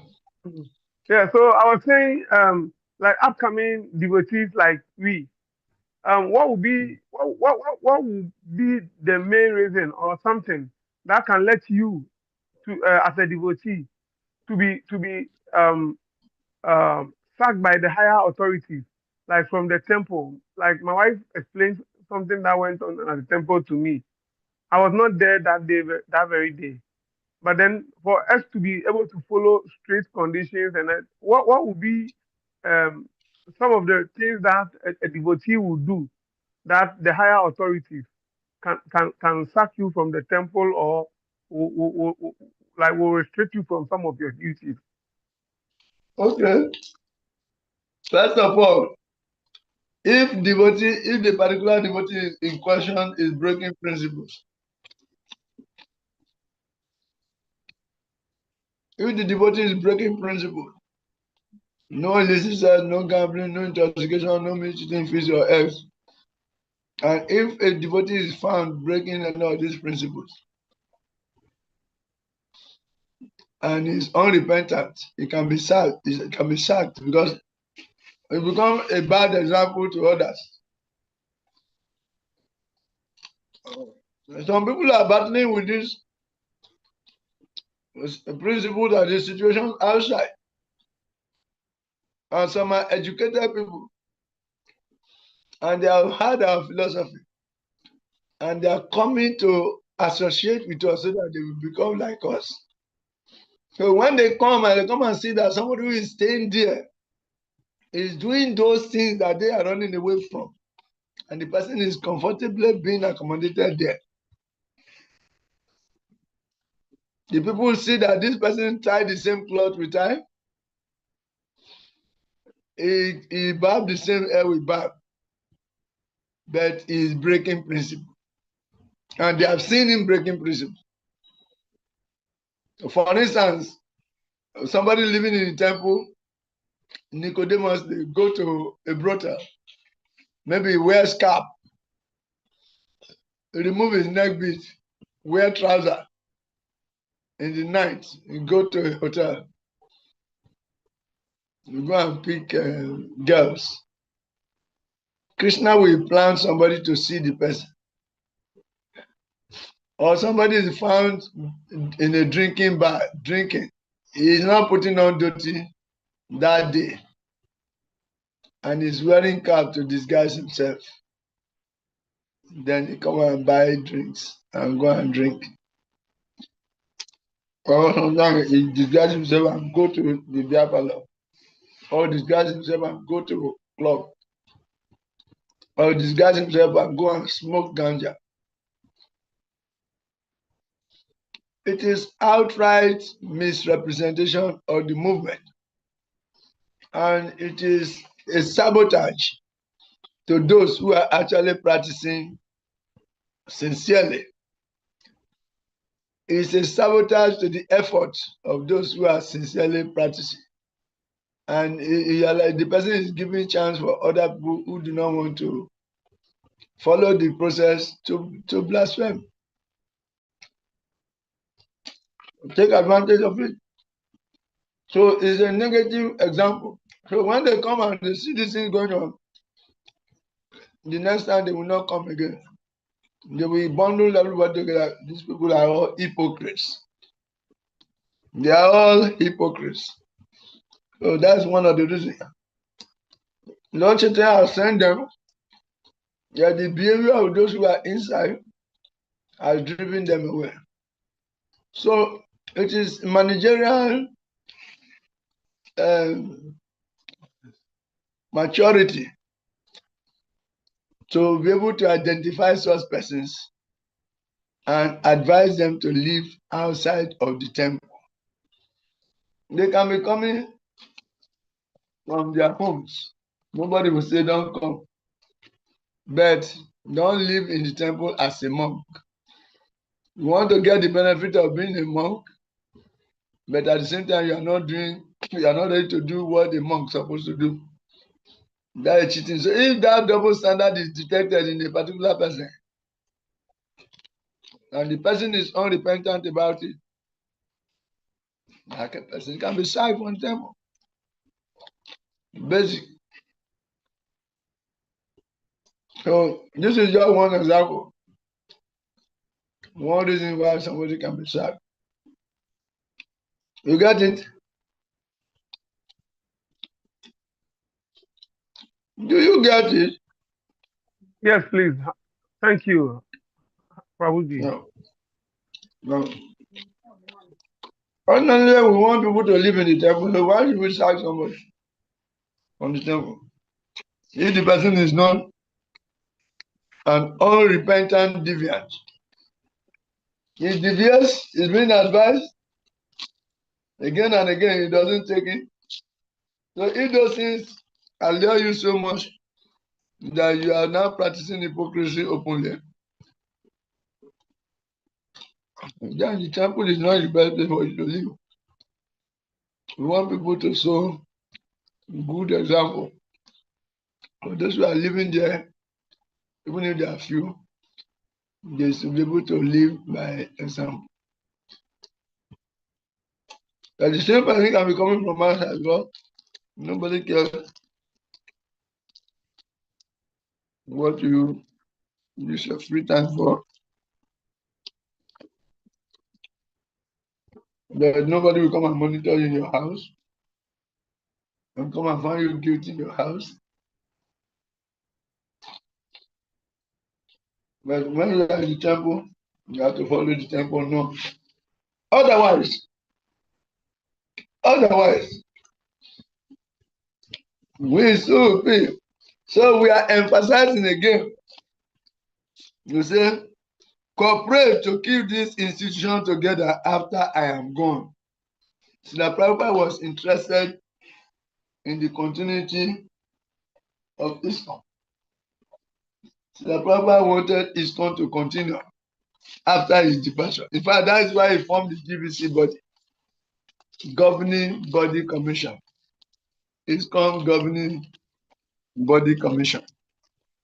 He formed it so that you can monitor it grow, so that when it leaves, ISKCON will still continue.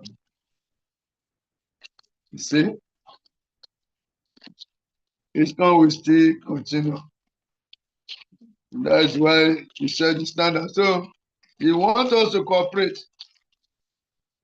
The cooperation is a sine qua non. Devotees cooperating together is a sine qua non. It's an uncompromisable component of spiritual life. It cannot be compromised. It's a sine qua non. Sine qua non. I will say cooperate to keep this institution together after I am gone. We formed the GBC and he facilitated it, established farm communities, schools, everything. And he wants devotees to stay united and work together. And just like we analyze ourselves, and we brought out so many beautiful points as to why we should work together cooperatively. That means we first analyze the disadvantages of disunity arising from groupism, predicated on immature attitude of immature devotees, the consequences of the individual interpersonal relationship, its consequences on the organization, and its consequences on the people in general, their perception, the perception of the people in general on us, of us. We analyzed it and we saw that it was not very wonderful. Then we suggested some solutions. How we can maintain that continuity and dignity of ISKCON. How we can resolve conflict. And we have been deliberating on this.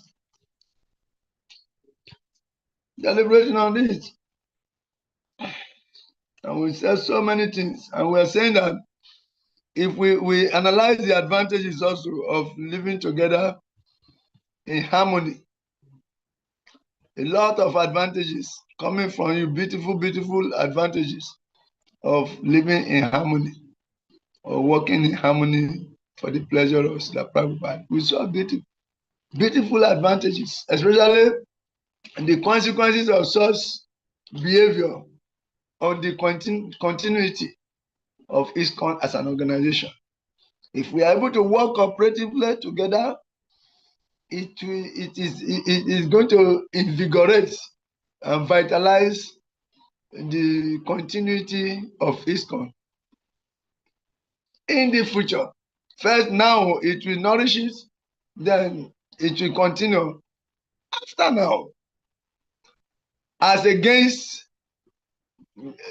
disunity and its consequences on ISKCON. If we are disunited, ISKCON will fall apart. In the future, we cannot hold anybody responsible. Everybody just do what he likes, and there'll be no cohesion, there'll be no center. The nucleus is lost. Nobody will live in itself. Everybody live outside. Then our temple become a church.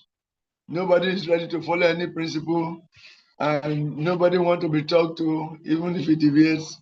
So that means temple is finished. So this house that Srila Prabhupada has built for us, for the whole world to live, irrespective of your color, creed, height, material status, educational status.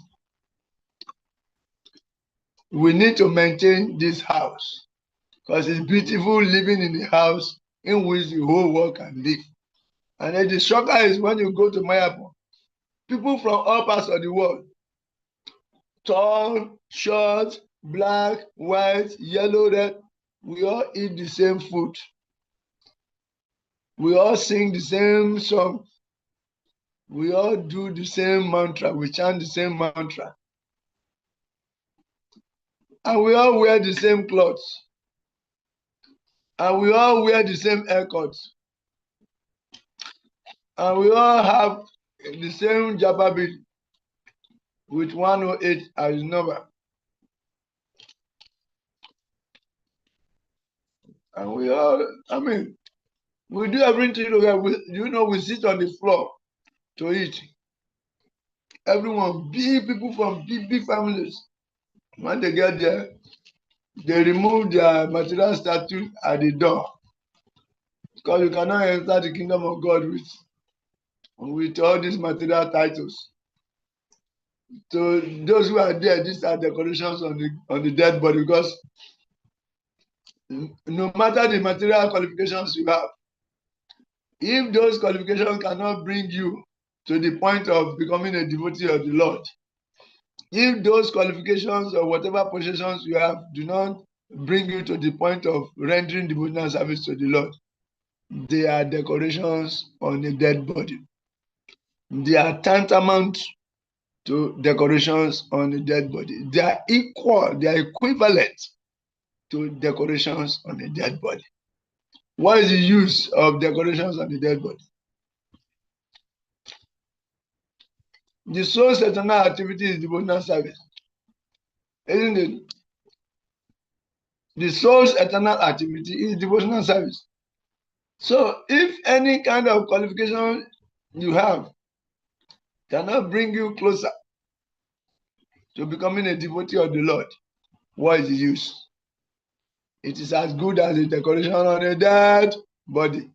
When somebody leaves the body, sometimes they dress the body so flamboyantly.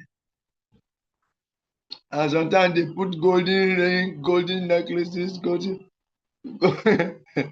These are decorations on a dead body. They are as useless as the dead body that they are decorating. Even more useless than the dead body that they are decorating.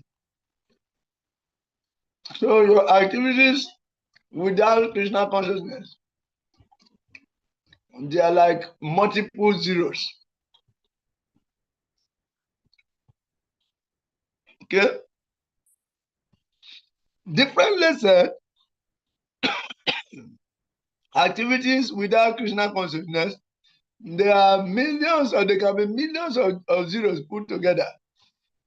So if zeros are in millions, what is the value?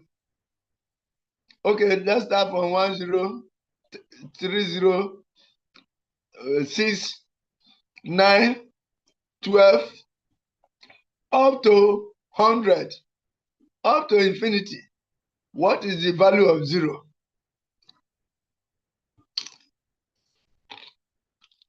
The value of zero is zero, isn't it? The value of zero is zero. But if you put 1 behind the first zero, it immediately turns into millions, billions, trillions, zillions. and octillions, decallions to infinity. Decallion. Have you heard it before? Decallion. Octillion. Sectillion. Trillion. Billions. Millions. When you put that 1 0 behind, it becomes unlimitedly valuable. That 1 0 is Krishna or God. If your activities do not bring you to the point of serving God with your abilities, then whatever it is, whatever qualification, it is a decoration and a dead body. Its value is 0. Krishna is that one. A car, the one that qualifies every other thing, is Krishna. So you get it right? Back in Sewa, do you get it? Okay.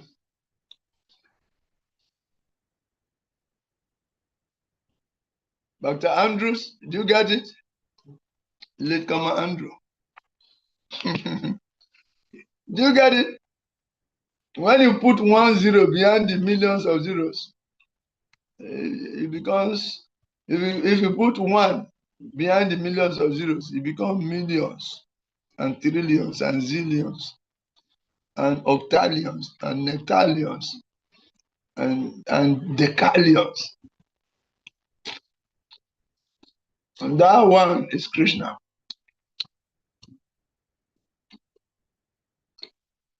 He from whom everything has emanated, and in whom everything goes back at the time of universal cataclysm, at the time of devastation, time of universal cataclysm. Okay? So this is what we are propagating. Therefore, we should work in harmony for the pleasure of Krishna. Then we'll be happy, and the future generation will sustain, and future generation will sustain to infinity. But for now, we need to show example.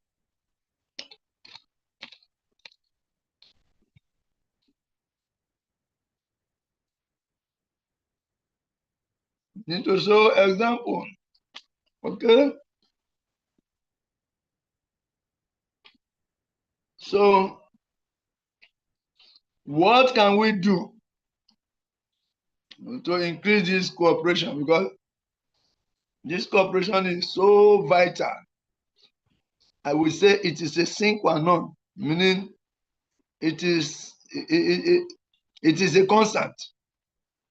It is a constant here. It is not available. It's not something that can change or can be replaced. It's a sine qua non. Yes, and that's why the Prabhupada is emphasizing on it. Say, I'm so pleased with your mutual friendship. This is the Lord saying to the Prasita, I'm so pleased with your mutual friendship that I wish you all good fortune. And I say, cooperate to keep this institution together after I am gone. This is an order. The spiritual master has given order, and our success depends on how much we are able to implement this order. Okay? Our success in life depends on how much we are able to implement this order. So now the question is, what can we do now that we've known the importance of working cooperatively, and we have given some points on how to act differently? We ask again, if there are some other points, what can we do to increase cooperation or harmony in a multi-guru culture? There is no one guru. There are hundreds of gurus now. So in a multi-guru culture like ours, what can we do to increase, to improve the institutional cooperation? cooperation among devotees. What to do? Why? Because the Prabhupada said, not like even before the Prabhupada, united we stand, divided we fall. United we stand, divided we fall. United we stand, divided we fall. United we stand, divided we fall. United we stand, divided we fall.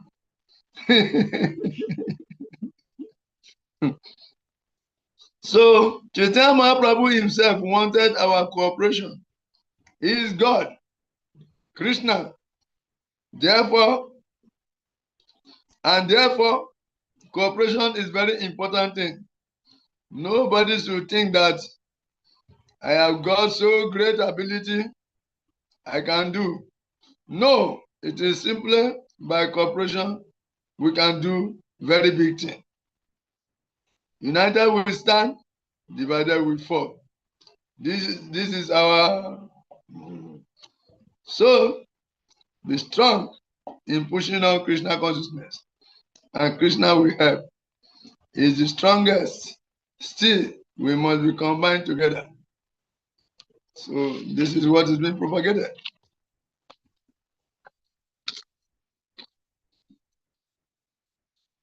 So we are asking, what can we do to increase cooperation or harmony in a multi-guru culture?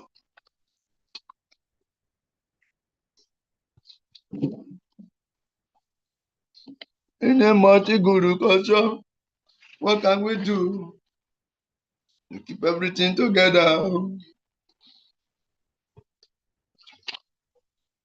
That okay? So if we want to keep together in a multi-guru culture, we must focus on our grandfather. Because all the gurus now who have become multi, they all have their Prabhupada as their father. They are coming from him. Okay? So,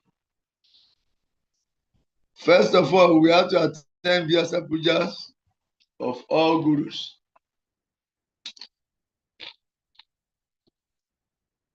All the gurus, they have appearance day. It's once in a year. Guru, Vyasa Puja cannot be two.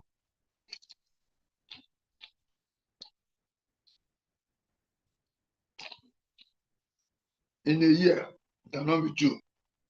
The appearance day of the guru is once in a year. So each guru's appearance day should be celebrated equally. I mean, there should be a standard formula or format for celebrating our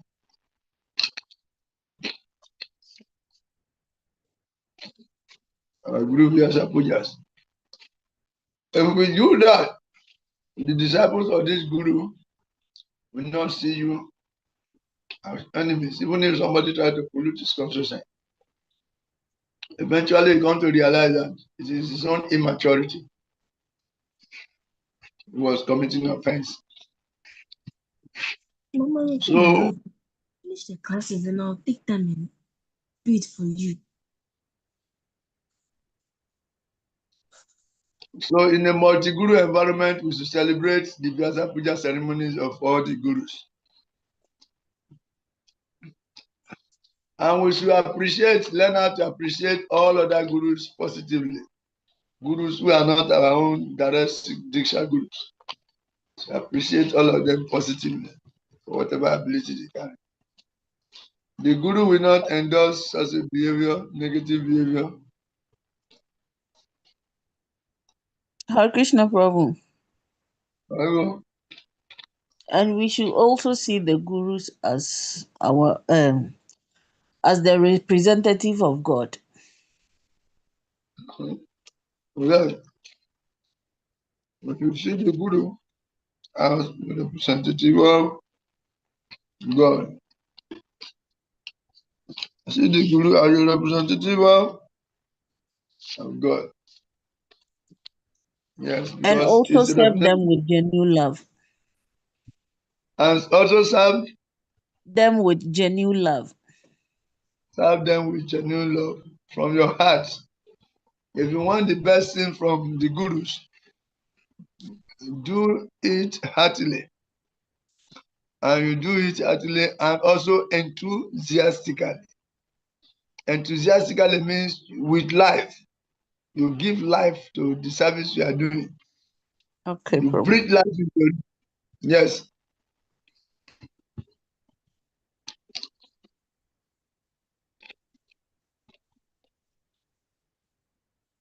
Serve the Gurus enthusiastically with love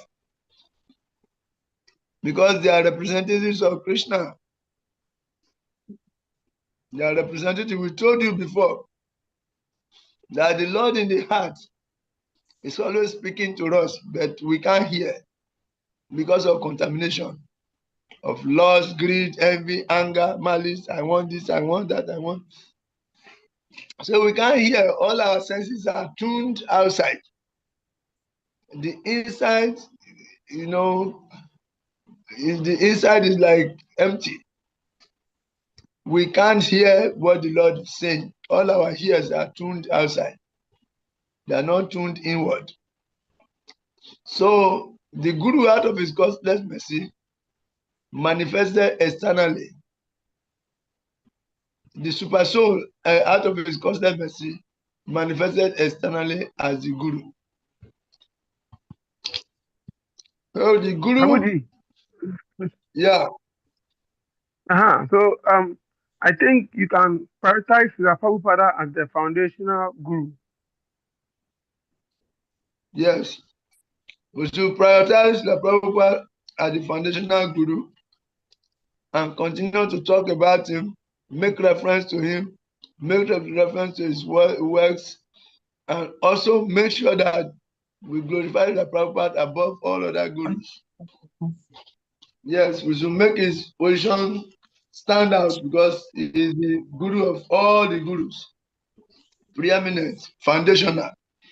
He is the one who made the purposes of ISKCON. He's the one who designed the program we are following. He's the one who instituted Mangalati at 4:30. So his position should stand out among all members of ISKCON, young or old. That's why we are called Prabhupada Nugas. Those who are followers of Srila Prabhupada. Prabhuji, and I think we can strengthen your own sadhana. You have to strengthen your own individual sadhana because the individual unit is the microcosm of the bigger unit, the macrocosm. The individual unit is the microcosm of the macrocosm. Just as the family unit is the microcosm of a community. And the community as a whole is the microcosm or the macrocosm of, like I say, a state. And the state is the microcosm or the macrocosm of a country. Micro and macro. Smaller unit and a bigger unit. The individuals are the smaller units of the bigger unit, which is the community. The community is the smaller unit of the bigger unit of a state. The state is a smaller unit or the bigger unit of the whole country. The whole country is a smaller unit or the bigger unit of the whole globe, or the whole earth.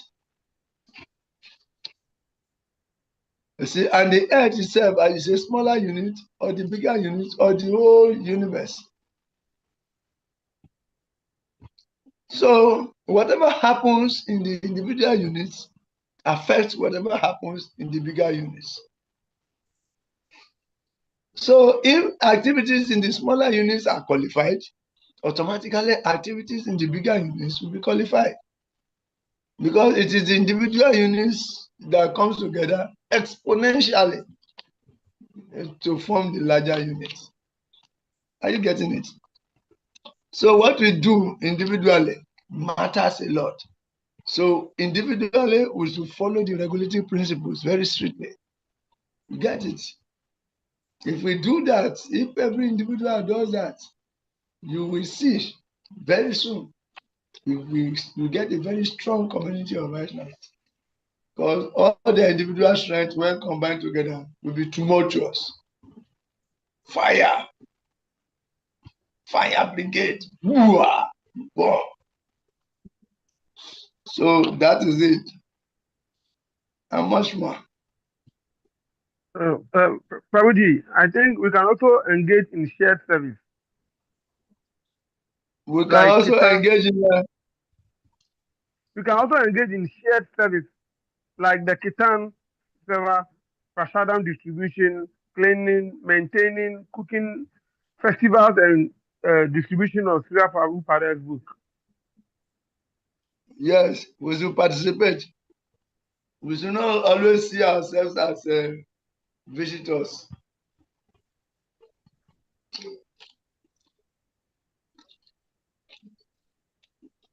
Those who are doing the core activities,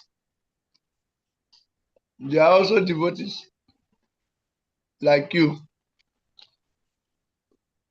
They have dedicated extra time to come and do those activities. So when we come around, we should not see ourselves as strangers. We should know that we are devotees. We are in our Father's house. And your Father's house, if you see anything dirty, you clean it. If you have any service that is lying, that needs attention, you just go and attend to it. So all what you need is to ask the authority to facilitate you to be able to serve in whatever capacity, and they will happily do it. Yes, that is true. Then we should also conduct this course called IDC. This IDC course is called Disciple Course we are doing right now. We should do it among devotees all the time. We should do IDC course among devotees all the time. And even those who have done it before, they can still do again. You got it back to Janet? Prabhu, Do you get it? yes, please. We should do IDC course regularly. Okay. And even those who have done it should take pleasure in doing it again and again because it's nourishing. You eat food today, tomorrow you get hungry, you eat food again. Every day you are eating food, isn't it? It is. This is food for the soul. Eat it every day. Clamor for it. Hanker for it. Okay? Okay, Prabhu. So, as you've done this, when you see another opportunity to do it again. It refreshes. Some people do this course 20 times. Each time they do it, they get deeper realization, deeper awareness. So that is Prabhuji, exactly why. can I also say we can contact senior devotees when tension arises? Yeah, sure. Sure. When you see it's coming up and it's becoming uncontrollable, you want to stop, but you cannot just stop as if something is pushing you. Then immediately you consult with senior devotees who inspire you, whose life is an inspiration to you. Consult them. At least if you have somebody that is life inspired, devotional life inspires you, consult with the person, tell him your mind. Then the person will give you advice. And you see that the problem is already 50% solved. Then when you go ahead to implement the advice, you'll be shocked that it's actually no problem. It's a push.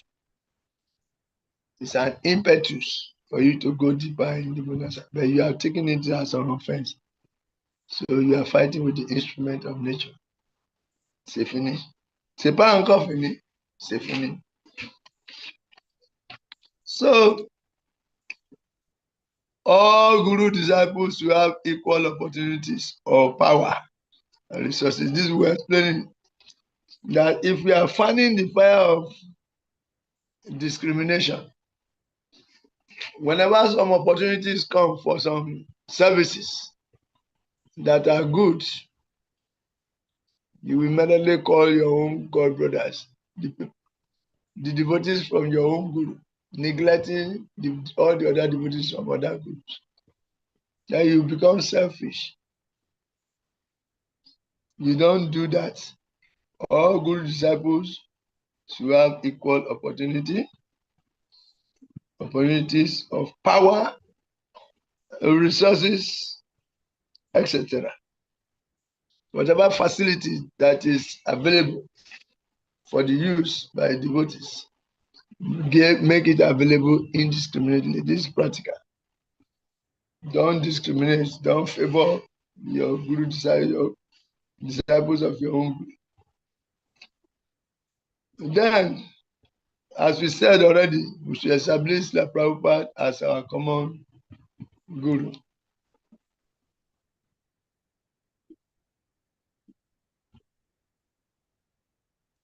Then all these guru may come together and give initiation. That means sometimes if the gurus are here, maybe 2, 3 gurus are here, and each of them have some candidates to be given initiation. It can be arranged that 1, 2, 3 of them simultaneously on the same day give initiation.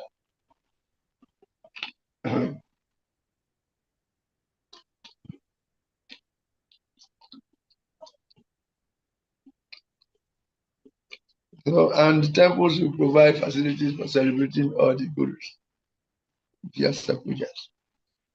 So, thank all students. We want to appreciate you. Bhakti Sewa, even though you didn't show your face, we don't know you. If we meet you physically, we may not know you.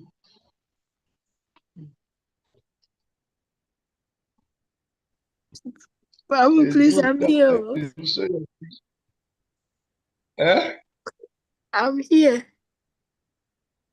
But you want to see your face proper now?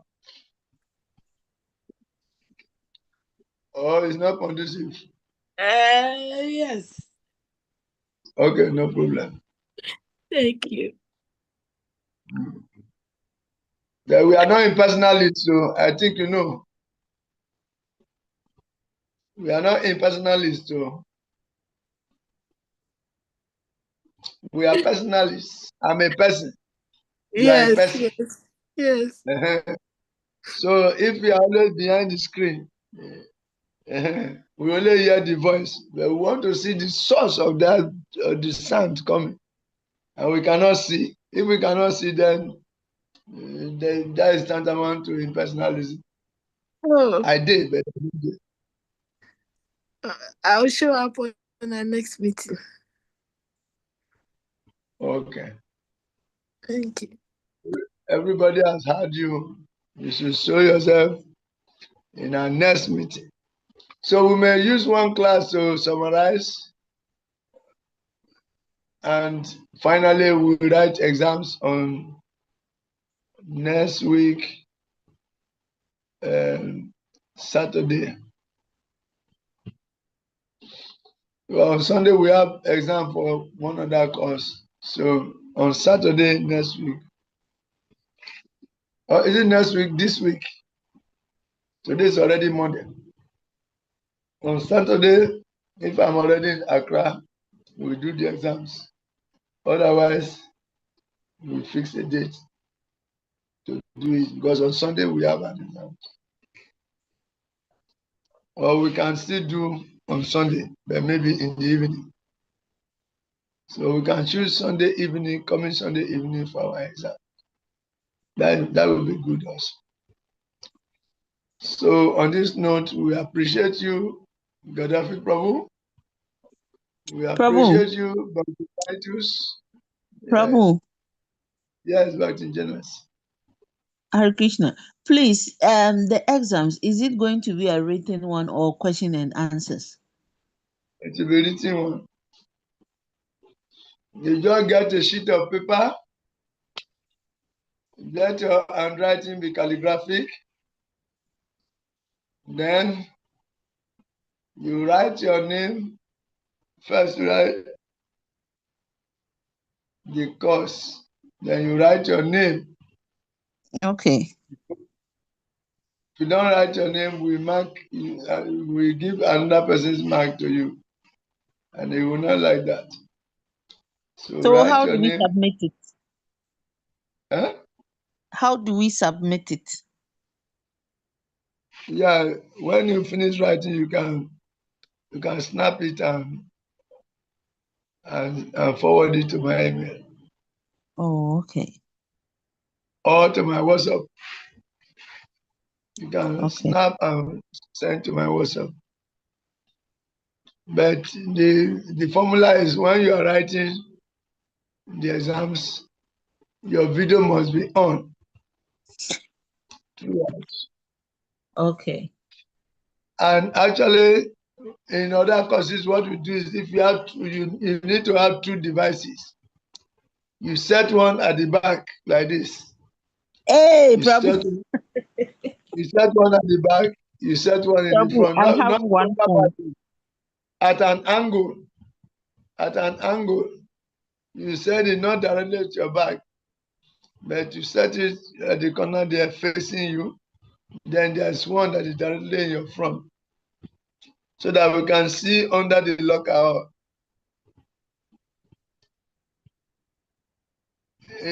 If a book is opened down under the locker, we see the book.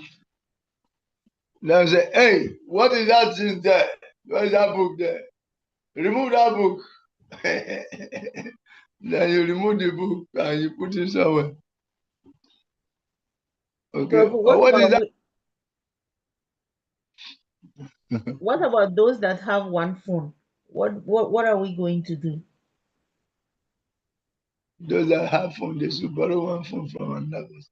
Hey, Prabhu. Borrow one phone from another person. And Hare set Krishna, it. Prabhu. Okay. Please, if the exam is going to be written on Sunday evening, then I think most of us cannot come to temple, oh, because we come there sometimes we get home around 8, 9, and we That's have to write true. exam we have to write exam that same Sunday. Then that means that we cannot come to temple on Sunday. Prabhu, Monday will be okay. Monday or Wednesday, if you like. Or what about a Saturday? Prabhu, Monday. Okay. Yeah, Prabhu, what we have to do is that let majority take a decision. Yeah. Prabhu, on weekends I'll be having classes.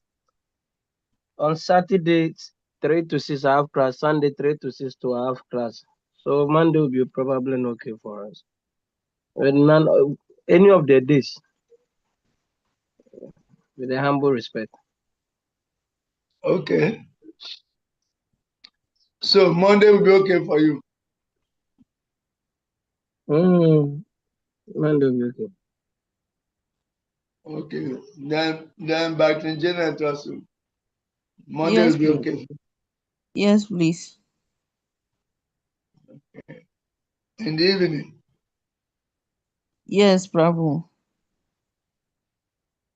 Prabhu, how many hours, please? Only 2 hours. If you finish 1 hour, because the questions are not very strong, though you can have A, B. They are simple questions.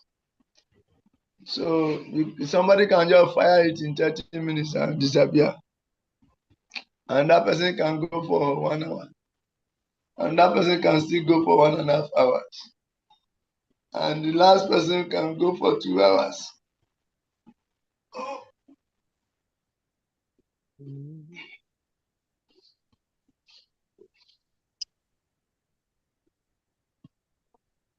So it's not a difficult exam.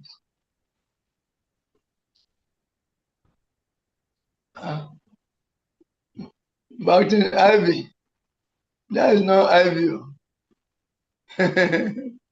That face is not Ivy's face.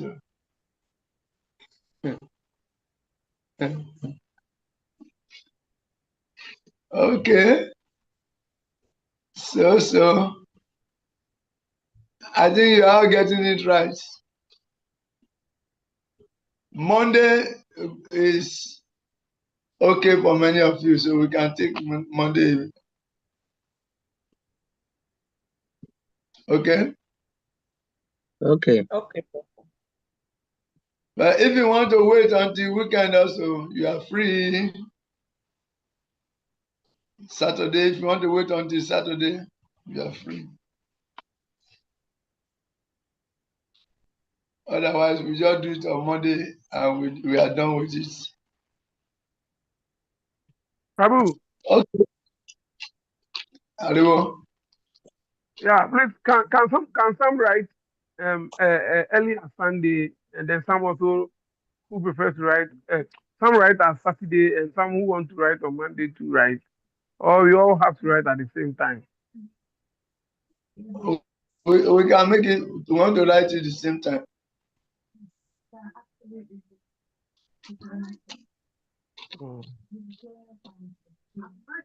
Okay. So do we all agree on the Monday evening? No problem. Majority have agreed on the Monday evening. So Monday evening, we write our exams next Monday. For the weekend, you'll be free. We only have one summary class left. So we appreciate all of you, Olumide, Dr. Janet, Dr. Andrews, Dr. Amosewa, Dr. Titus, and Dr. Gaddafi. Also, Dr. Abby William. Okay. On this note, we bring the class to a closure. We thank all of you, and we very deeply appreciate your beautiful contributions. Very, very beautiful contributions. That means you're understanding the whole thing. And definitely, the exams will be very easy for those who attend the classes. And for all also, we try to read against it, especially if you have been taking notes, you should read your notes. I'm putting AB and putting B in some of the questions because I want to be including some of the things that are taught. But some people think that if you just read the book, it's enough. After all, what is the new thing? But we have made some research before coming to give these classes. So what we talk in the class is not all that you can find in the book. But we have been some and we have come up with something nice. We decided to have it here. Okay. Thank you very much. Communicate and work. And see you on Monday.